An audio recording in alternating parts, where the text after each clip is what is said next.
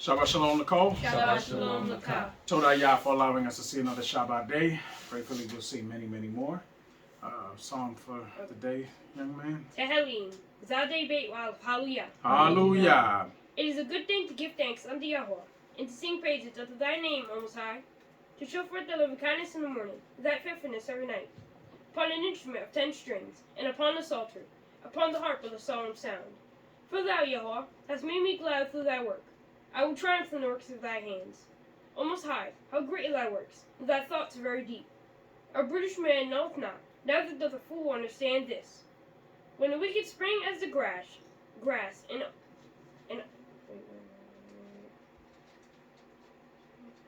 when all the work of iniquity do flourish, is that they shall be destroyed forever. But thou, Yahweh, art most high forevermore. For lo thine enemies, O Most High, for lo thine enemies shall perish. All the workers of iniquity shall be scattered. For my horn shall exalt like the horn of a unicorn. I shall be anointed with fresh oil. Mine eye also shall see my desire on mine enemies, and mine ears shall hear my desire on the wicked that riseth against me. The righteous shall flourish like the palm tree. He shall grow like a cedar in Lebanon. Those that be planted in the house of Yahweh shall flourish in the courts of our Elohim.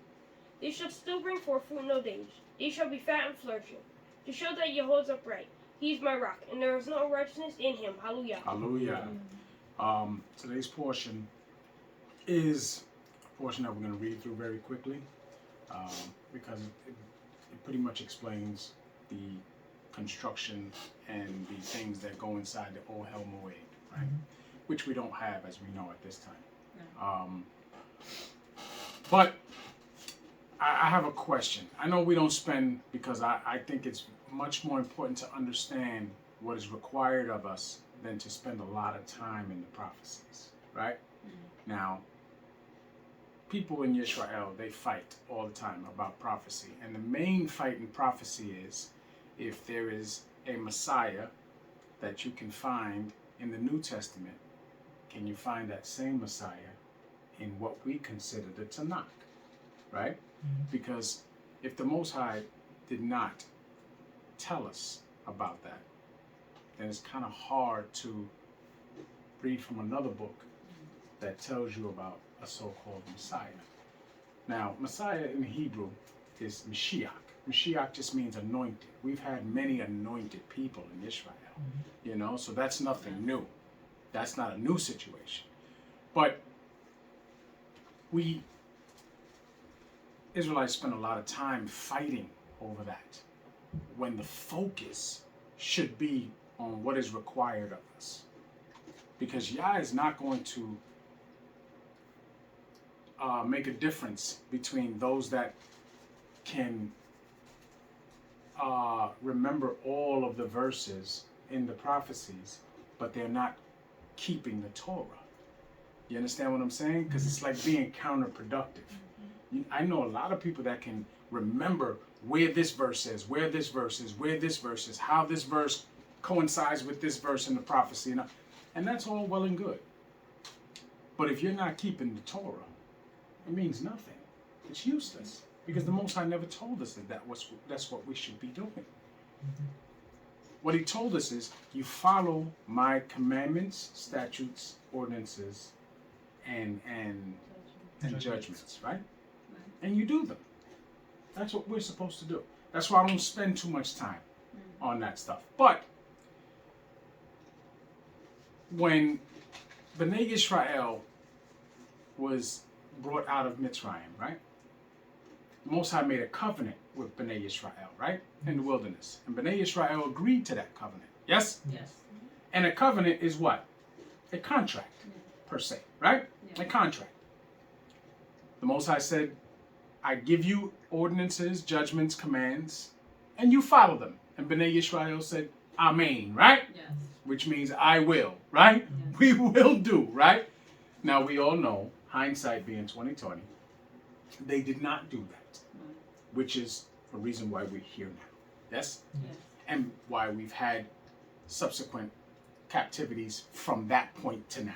Yes? Right. Yes. Okay. We all know that there's many different captivities we've been in, right? Right. But at the root of it, we broke the covenant. Yes? Yes.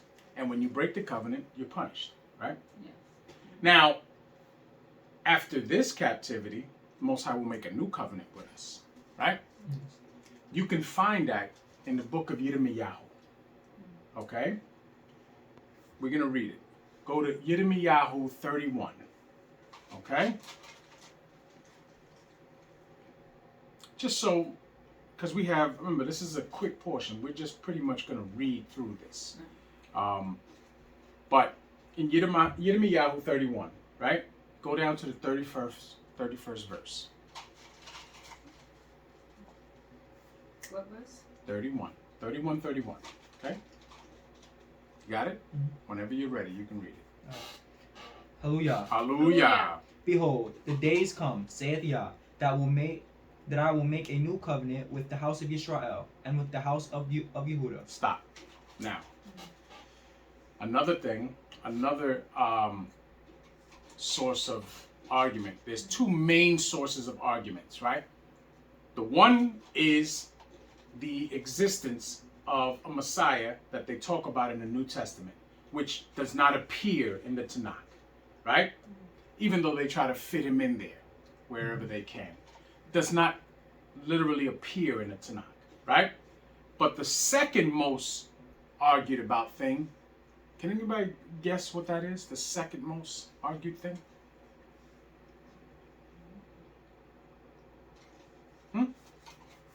So you guys are sheltered when it comes to that because you guys are not exposed to that stuff because you deal with here, with the teachings here. But the second most argued is, who is Yisrael? Right? Because the so-called African American, the majority of them that know that they're Yisrael or claim to be Yisrael, they believe that they're the only ones that could be Yisrael. Right? Mm-hmm. Which historically would make no sense. Mm-hmm. Right? Because one, Most High told us he would scatter us to the four corners of the earth, right? Yes. African Americans is only a term that's used in the United States, right? Yes. To talk about a certain people, right? So where are the rest of these African Americans around the world? Now, then you ask that and the answer would unanimously be, we're talking about black folk, right? Now, one, the Most High never talked about black folk. The Most High differentiates people according to seed, never by color. Mm-hmm. Color is a byword that was given to people by other people, okay? And they've adopted it. Just like the N-word was a word that is very derogatory. But the people of the ghetto took it in and made it something that they used for each other, right? Which is a pathology that's messed up, okay? So the term black, now, if you want to go by that, right? When the Most High, when we read about the history of people in that region, everybody was a different shade of brown, right? That's the reality. But yet the Most High doesn't differentiate like that, right? All that is that what we know of as Yehuda, right? Because remember, they were broken into two kingdoms, right? We had the northern kingdom, which were the 10 tribes, and the southern kingdom. Now, if we want to go historically, in 70 AD, when the Romans got rid of what was left of the Israelites in Yisrael, because the 10 tribes were gone a long time before that, right? What was left in Yisrael was overwhelmingly the southern kingdom, right? We know the southern kingdom is Yehuda, Benjamin, and Levi, right? Yeah. Which is those three are the ones that came over in the Atlantic slave trade. Mm-hmm. But as we know, the curses in Devarim 28 are not discussing only the three tribes, because that verse only comes in until the 68th verse, right? But we have to examine the whole thing, right? The same people that brought the southern tribes over here in the Atlantic slave trade had been in this side of the world causing havoc for a long time before that, from the 1400s, right? Because the Atlantic slave trade began in what? The late 1500s, early 1600s, yes? But the conquistadors were coming to this side of the world in the 14 and 1300s, yes? Causing all manner of havoc, right? Because we know that the 10 tribes were already here on this side of the world. For a long time, they would call it the lost tribes of Israel. But we have always been here since that time, right? So now, those are the two things, the most contentious things that are argued about by Israelites, right? One can't be proven in Tanakh, which is the Messiah that they read about in the so-called New Testament, right? Cannot be substantiated in the Tanakh. But the second part is a mentality of being a disenfranchised people. Because Yehuda, for some reason, feels that they want to take that all to themselves. That we're the only ones that can be Israel, right? Because only us have been dealt with these curses, which clearly we know is not true. Clearly, right? But Yehuda is the one that's always put in the forefront of those things. But all the rest of the tribes are feeling the curses the same. But the way it's handled and the way it's shown is way different. Way different, right? Because we just went through a whole situation with the border system and the Issacharites that are still imprisoned long after Trump is gone, right? But yet that doesn't get publicized the same way if a man of Yehuda is shot in the street, right? There's a reason for that. There's a reason for that. But again, that's one of the things that is highly fought, right? But the sad part is that all of these bywords that we have been named, Black, African American, Puerto Rican, Dominican, Haitian, Jamaican, South American, all of these things, right? Our people accept it as who they are, when Yah never says that. You will never find in the Tanakh Yah calling a people other than who they descend from. Ever. But yet, we think that we know better and that we can make these arguments with each other. And all it does, it keeps us separate when we're not supposed to really be separate. Do you understand? Yes. So, as you grow, you will see this nonsense. I've learned to block off this nonsense. Block off this nonsense. Because the same people that usually fight about those two issues are not keeping the law anyway. They'll sit there and scream up and down that they are Israelites, right? But they keep no law. You catch them on a random day, they're committing all manner of transgression. Because the law is not what's important to them. Them being right in their argument is what's important to them. Do you understand? Yes. This is why, before you guys were born, we always focused on what Yah said we needed to do, period. Because anything else is a waste of time. It's a waste of time. I tell people all the time, you want to believe that you are the only Israelites? That's fine. Keep the Torah. Keep the Torah. Why are you working on Shabbat? Why are you eating abominable things? Why are you breaking the most simplest of laws?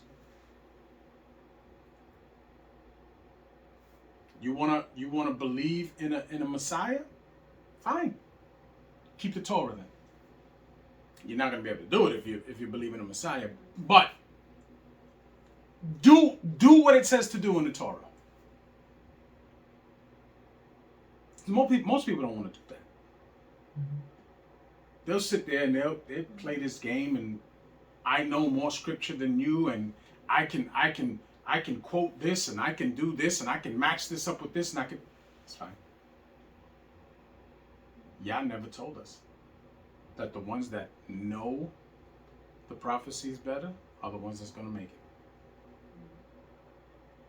I have a question. Yeah. So how do they, if they say African Americans, they say it's only African Americans that are Israelites. How do they not know the 12 tribes?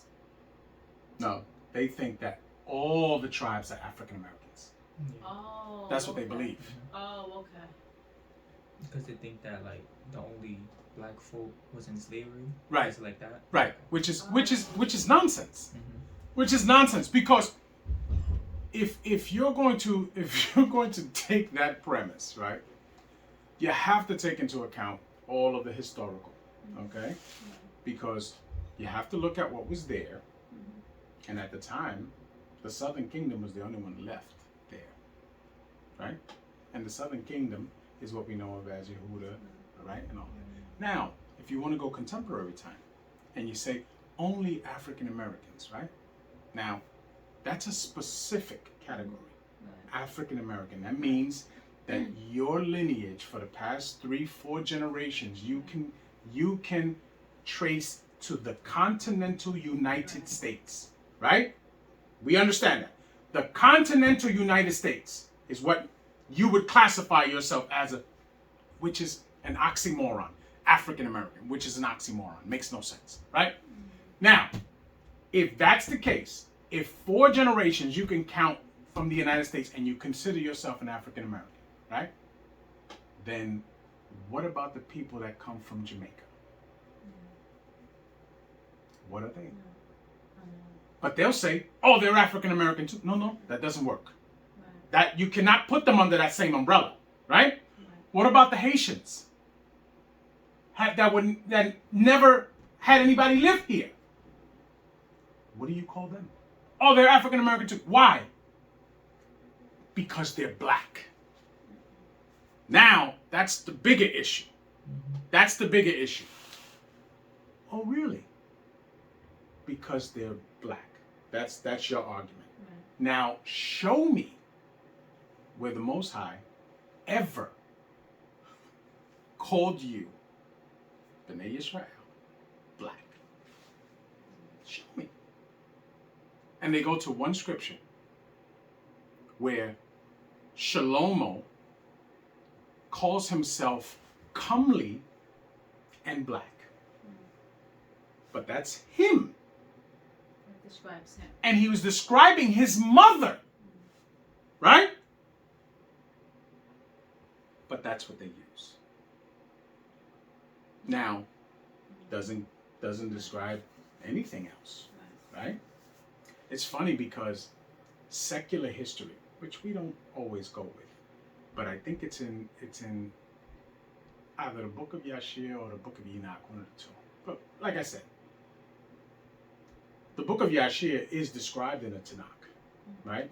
Especially during the time of Yehoshua, right? Because it tells you refer to that book, right? But there's a description that they give us of Noach, right? Noach is described as a white-skinned man, right? Now, it doesn't mean anything. It doesn't mean anything because at the end of the day, Yah does not choose Noach because of how he looked. He chose Noach because of the character that he possessed. Do you understand? Because the Most High is not looking at that. Like that's not a concern of Yah's that we can see. Because if everyone at that time were different shades of brown, because one, no one is black. Black is a color. This is black, okay? Most people are not that color. Most people are a different shade of brown, right? When it describes Edom, it describes him as what? Red. He got a name Red, right? When it describes Melik Dawid, it describes him as ruddy, right? Ruddy. And people always put their mind to, he probably, what we would consider now, they call it high yellow, right? Did it make him any less of an Israelite? No. We discussed last week, right? That certain Israelites, you can't even distinguish who their father is because we don't get the answer, right? But they still were in there and counted under the tribes of Yehuda, right? We get that. But these are things that are argued about. I mean, because when you have a disenfranchised people, right? And a downtrodden people, which Yisrael are, and predominantly Yehuda. You see? And I say this because Yehuda has everything that they have, they attribute to the white man. Their history, their lineage, everything. Do you understand? See, the 10 tribes, they come from different islands, different this, and they have other characteristics that they hold on to, which they shouldn't either. A lot of us speak a different language. Yehuda doesn't have that. Yehuda spoke the slaves' language. After Hebrew was ripped from them, they only learned English. When I was growing up, the Judites, the older Judites that were in the neighborhood, anyone who spoke Spanish, they classified as Puerto Rican. And that was a form of racism to your own people. But that's how it happened. Because clearly, there are way many other people in the world that speak Spanish than just Puerto Ricans, right? But this is what we deal with. Like I get back to, the conquistadors started coming here first, to this side of the world. You think they had no knowledge of who was here? They understood. Because the curses clearly tell us a people will come from afar, a people that you know not, that speak a language that you know not. That's not the same thing. Because when the Romans came down into Yisrael, they were not foreign people to Yisrael. They were not foreign. But if you come from Europe and you come to this side of the world, you're clearly foreign. There are stories on how the 10 tribes didn't even know what they were when they were coming over here. Didn't know how to receive them. Do you understand? There's a very good movie that I saw with your mother some years ago. You remember the movie where, and it was all in subtitles, where the natives, when the conquistadors, I forgot what it's called. I forgot what it's called. I'm gonna look it up. But it's a very good movie, and it shows you one, what the 10 tribes were doing in this place, which was ridiculously wicked, right? They were doing it for a long time. Because they said when they left, during the time of Cyrus, when they left, they said, we're going to go to a land that is uninhabited and where we can serve Yah with no restrictions, which is not what they did. Okay? Clearly not what they did. But, again, the curses were going to happen. So, in the 1300s and 1400s, when the conquistadors started to come to this side of the world, they came for a purpose, because they knew that the so-called lost tribes of Yisrael were here, which is who we descend from. Okay? Now, those two things are the primary factors of what keep Yisrael from actually uniting and keeping the laws of Yah. The religion, right? Because having a Messiah that you cannot prove in the scripture is classified, oh gosh, it's classified as religion, right?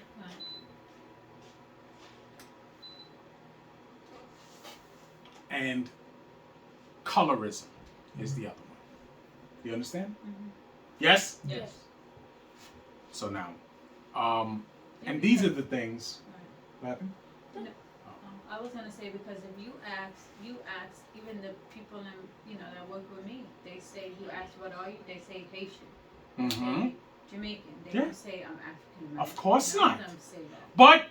But for them all to feel like united, they will all call each other black.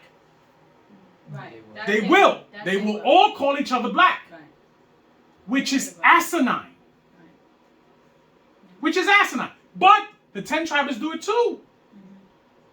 Because Puerto Ricans, and you get a room with Ephraimites, Shimonites, Saskarites, and all of that, right? And they all may identify as those things. But you get them together, and they'll say, we're Latino, right? That is the umbrella, which is just as asinine as calling yourself black. You understand? Right. Makes no sense. But this is a way of dividing us. And too many of us don't see that it has been a ploy to divide us. Do you understand? In this family, in this house is called by the house of Ephraim because of me. Do you understand? Yes. But in this house,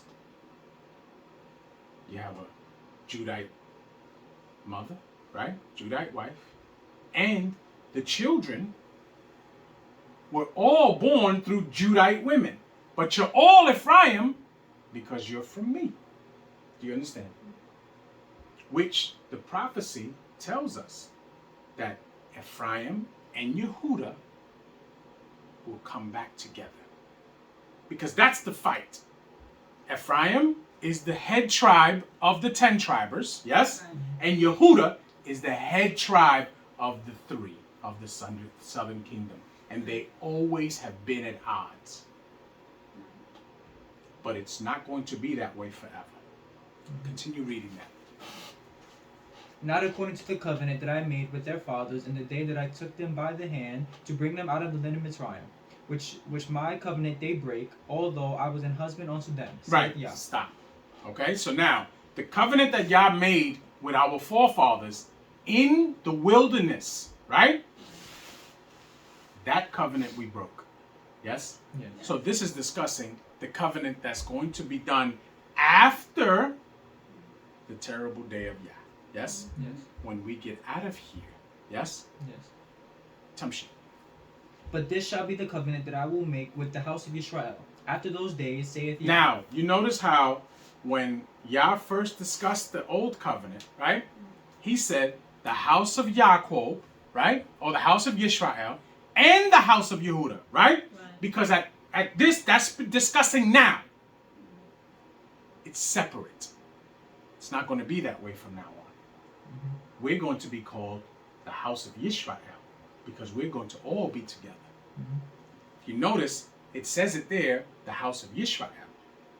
Tamshi. I will put my law in their inward parts, and write it in their hearts. And I will be their Elohim, and they shall be my people. Stop. What does that mean? I will write it in their hearts and in their minds. Yes? And I will be their Elohim. Which means what? We won't have to do this anymore. We won't have to teach each other. Yah will, the people that prove themselves during this time of travail, that get to that point, Yah will put it in you so that you won't have to question, is this unlawful? you will know if it is lawful or unlawful. Right? Yes. You will know. There will not be that anymore. Same way it was when Adam was put into his position. Yes? Yes. He knew what was lawful and what was not lawful. He didn't have to go into a book to find it. He knew it. Tamshi. And they shall teach no more every man his neighbor, and every man his brother, saying, Go ahead. Know Yah, for they shall all know me. For the least of me, no, for the least of them unto greatness of them. Now, Say that that. means that from the lowest to the highest, everyone will know Yah. Now we fight over who Yah is. Or if there is someone that is beside Yah, which clearly it says that no one is beside Yah. Right? Right. But we fight over that. Tamshi. For I will forgive their iniquity, and I will remember their sin no more. Thus saith Yah, which giveth the sun for a light by day, and the ordinances of the moon and of the stars for a light by night, which divideth the sea when the waves thereof roar. Yah Zavaot is his name. Now, we can stop there. So now you see that if you ever want to know what the new covenant is, remember Yirmiyahu 31:31. Yes? Yes. That's where it talks about the new covenant.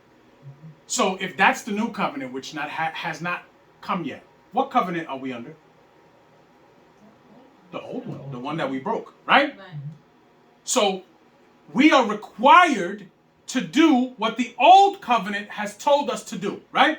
Even though our fathers broke that covenant, which subsequently has us in this position. But to reach the point where you can be given the new covenant, you must follow the old covenant. Do you understand? Yes. Yes? Yeah. All right. So I just wanted to put that out because I've been hearing a lot of nonsense and rhetoric that we should not be dealing with. Not at all. Because all it does is bring separation. Do you understand? Let me hit you one more thing. It's funny because, like I said, Yehuda, they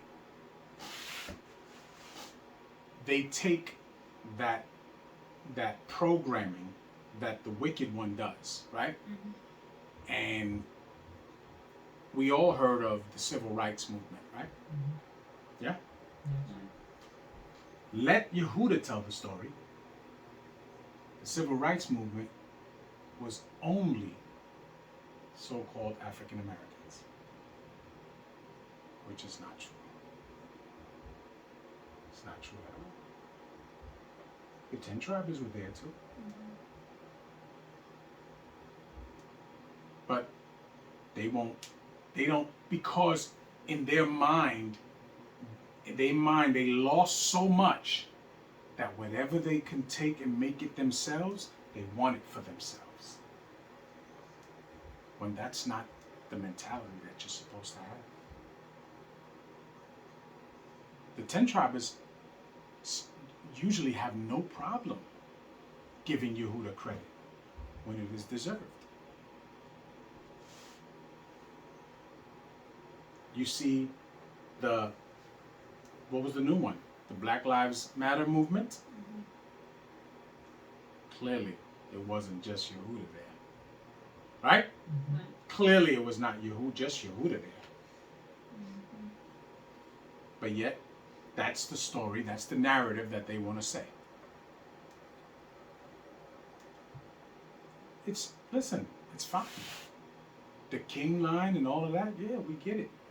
We get it. But for a long time, the nation was split. There was kings in the northern kingdom. Yeah? Yes. There was 2 different kings ruling in Israel at the same time. Northern and southern kingdoms. We get it. We all are in transgression. But to make claims that one cannot be substantiated, and it's not what the Most High said for us to do, it's crazy. You understand? Yes. All right. So Wait, I want to say something. Because you know when you watch like the movies from like that set in like racism times, and they'll show you like what happens and stuff. you mean during the civil rights movement? Yes. All right, then say that, because racism never left. It's still here. Yeah.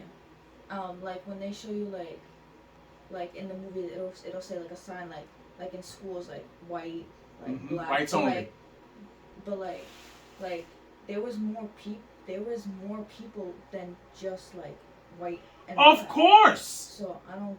See, but the funny thing is, what they don't want you to know is that when it says whites only, it's clearly speaking to just the Anglo-Saxons who descend from the Europeans, right? If we lived in those times and we try to drink from that water, they would hit us the same way. Yeah. Because I we don't don't fall under that category. See, the two categories they give you, it should actually say whites, Anglo-Saxons, and all others. Because that's what they really mean. Do you understand? That's what they really mean. The problem is that Yehuda took that title of being black and ran with it. When they should have said, you will not call us that. We are B'nai Yisrael, along with the 10 tribes. We are B'nai Yisrael. Do you understand? Because that should be the sense of pride. Being called a color from a Crayola box should not give you pride. Do you understand? And to be called an African American should be one of the most disrespectful things that you can ever imagine. I always say like this. If we were raising chickens, right? And you know chickens lay eggs, right? And those eggs, the ones that are fertilized, become baby chickens, right? But say the mother, the hen, right, lays the eggs. They're fertilized. She lays the eggs. She dies. The eggs haven't hatched yet, right? So if we can turn the oven on very low and you put those things in there where it's a safe thing where they won't die, but they'll stay warm so that they can hatch, right? When those chicks hatch, since they hatched in the oven, are they automatically cupcakes? What are they? Chicks, right? They're still chickens, right? Which is why when B'nai Yisrael was brought here, they never changed from being B'nai Yisrael.